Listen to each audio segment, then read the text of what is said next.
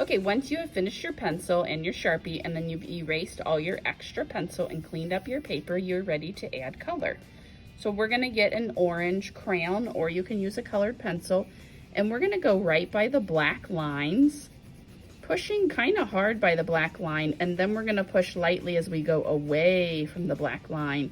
And this is what is called shading, or using value in art. So it helps us look like that is the part of the pumpkin that is going deeper, and it has sort of a shadow there. So we're gonna do that on all the black lines, pushing dark by the black line and then push lighter as you go away from the black line. And leave some space because we are gonna use another color as a highlight. So that's where the light makes it the brightest spot on the pumpkin.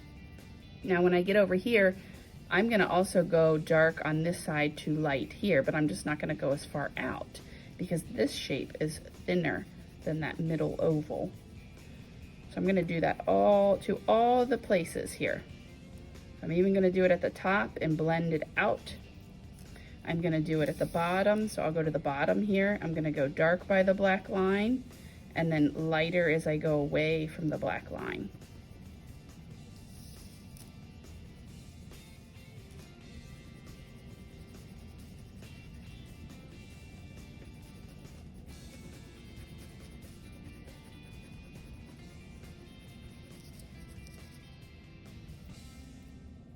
Okay, now that the orange is finished, I'm gonna go, I'm gonna add some yellow to the highlighted area. So all the white spaces that are left are where the light is hitting that part of the pumpkin brightest. So you're gonna go in with that yellow, and you can overlap a little bit with that lighter orange area, and then you can see that spot looks like that's a highlighted spot. So that's where the light is hitting that part of the pumpkin, and it makes it look like it's curving back and then over to the other ridge there, to those areas in the pumpkin. Okay, so all the yellow is done, and the next steps are you can start using color to color your sky, your ground, your vines.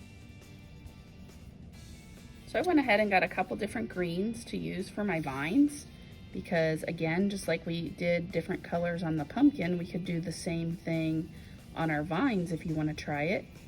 So even if you're just doing parts of it, so if I do this main green, and then maybe I'm gonna do the light green toward the top here, and I'm overlapping that color with it, then it makes it look a little more interesting than if it's just a normal flat color. I'm also gonna go a little darker at the bottom here, and you can see that I'm blending it to the light. So go ahead and work on that. So I colored my vines and my stem, and I'm working on coloring the sky now. So you can color your sky and your ground.